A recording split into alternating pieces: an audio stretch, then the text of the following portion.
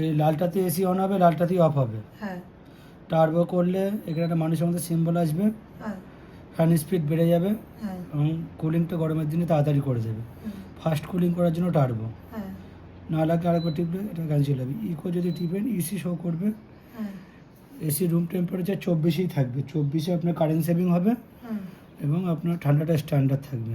আচ্ছা আবার টিপলে পুনরায় আগের অবস্থায় চলে যাবে। স্লিপ করলে চাঁদের মতো নিচে সম্বল উঠবে। এর কাজ স্লিপ মানে পিছিয়ে যাওয়া, মানে ঘন্টায় 1 ডিগ্রি করে টেম্পারেচার আপনার বেড়ে যাবে। এখন ধরুন 24-এ চলছে তো, স্লিপ করে দিলেন, এখানটা চাঁদের মতো সিম্বল উঠবে, 1 ঘন্টা পরে টেম্পারেচার 25 হয়ে যাবে।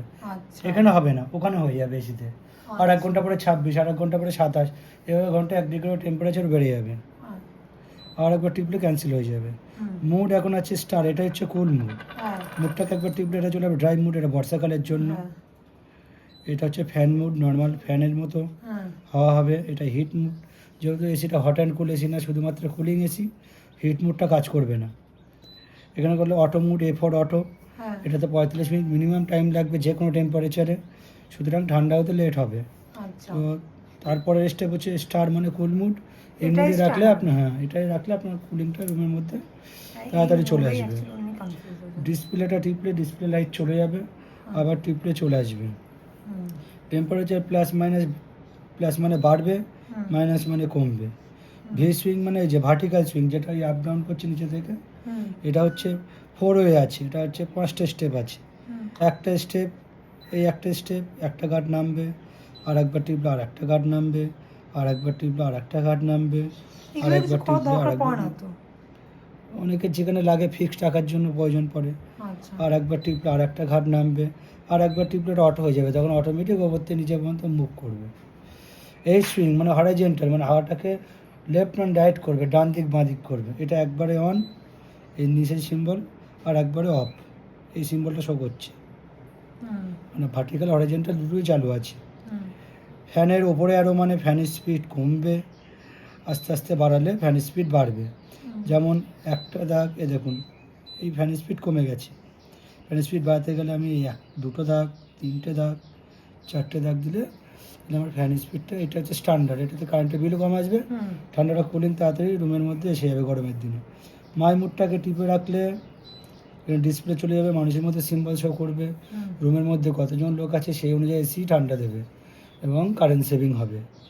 আবার একবার টিপে ধরে রাখলে আবার আগের অবস্থায় ফিরে চলে আসবে। Timer on, timer off. Timer যদি দিতে চান 2 ঘন্টা, 4 ঘন্টা, 5 ঘন্টা, 6 ঘন্টা, 8 ঘন্টা, 10 ঘন্টা, 24 ঘন্টা পর্যন্ত দেওয়া যাবে। যে ক ঘন্টার জন্য আপনি টাইমার দেবেন, সেই ক ঘন্টা টাইম এসে গিয়ে এসি বন্ধ হয়ে যাবে। ধরেন আপনি 4 ঘন্টার জন্য করছেন, তাহলে টাইমার অন করলেন, এখানে দেখবেন 00H পর ঘন্টা ওপরে কিন্তু অ্যালার্ম ব্লিঙ্ক করছে, মানে টাইমার আপনি চাইছেন। এবার টেম্পারেচার প্লাস দিয়ে যতক্ষণ এখানে টাইমারের সিম্বল শো করবে ততক্ষণের মধ্যে করতে হবে। ধরুন আপনার করলাম, এই সিম্বলটা এলো, টেম্পারেচার প্লাস দিয়ে দেখুন বাড়ছে 5, এই 1 ঘন্টা, এই 1.5 মানে 1.5 ঘন্টা, 2 মানে 2 ঘন্টা, 2.5 মানে 2.5 ঘন্টা, 3 ঘন্টা, 4 ঘন্টা, টেম্পারেচার প্লাস দিয়ে বাড়াচ্ছি। এই ধরেন 4 ঘন্টা নিয়ে গিয়ে আবার টাইমার অন, দেখুন ওখানে একটা অ্যালার্মের সিম্বল চলে এসছে ডিসপ্লেতে। ঠিক 4 ঘন্টা পরে গিয়ে এসি বন্ধ হয়ে যায়। সেটা আপনি 10 ঘন্টার জন্য করতে পারেন, যে ক ঘন্টার জন্য করতে পারেন আপনি। আবার টাইমার যদি আবার এটা ক্যান্সেল করতে গেলে আবার টাইমার অনটাকে প্রেস করতে হবে। এবার টেম্পারেচার মাইনাস, তাহলে দেখুন কমছে, 2.5 ঘন্টা, 2 ঘন্টা, 1.5 ঘন্টা, 1 ঘন্টা, এই 0 চলে এলে আবার টাইমার অন, এখন ক্যান্সেল হয়ে গেছে, দেখুন চলে গেছে।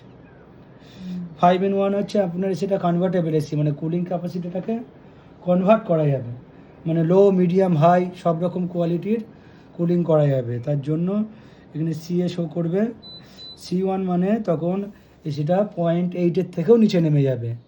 ঠিক আছে, মানে কম্প্রেসার ধরে নিন আপনার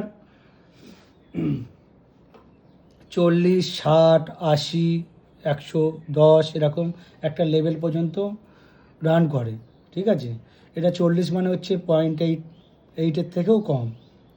তারপর আবার দেবে C2, তখন আপনার 0.8-এ আসবে। তারপরে C3 0.8 থেকে সামান্য একটু বাড়বে, মানে 1 টনের কাছাকাছি। C4 মানে 1 টনটাকে ক্রস করে 1.5 টনের কাছে যাবে। তারপরে সিএ শো করবে আবার দেড় টনে এসি দেড় টনে ফিরে চলে আসবে। এটাকেই বলছে কনভার্টেবল। এটা করলে আপনার ফ্যান স্পিড কমে যাবে, আর ফ্যান স্পিড বাড়িয়ে নিতে হবে। আচ্ছা। ওয়াইফাই রেডি আছে মডেলে, ডিভাইস পাওয়া যায় 4200 টাকা দাম। ওই ডিভাইসটা যদি এসির মধ্যে লাগান, মোবাইলের মাধ্যমে এসি চালানো যাবে, রিমোটের প্রয়োজন আর হবে না। হ্যাঁ মানে এমনি তো হবে না, না এমনি এমনিতে হবে না, তার জন্য ডিভাইস লাগাতে হবে। ডিভাইস লাগালে তবে কাজ হবে। হ্যাঁ।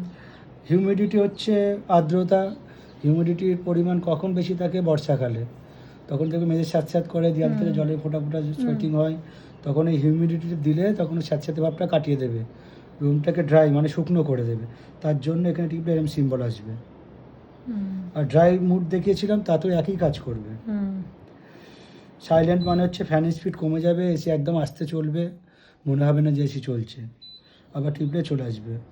লক যদি কোনো কারণবশত একটু আগে লক করে ফেলেছিল, ওটা রিসেট করার জন্য কী লক করেছে সেটা আমরা জানি।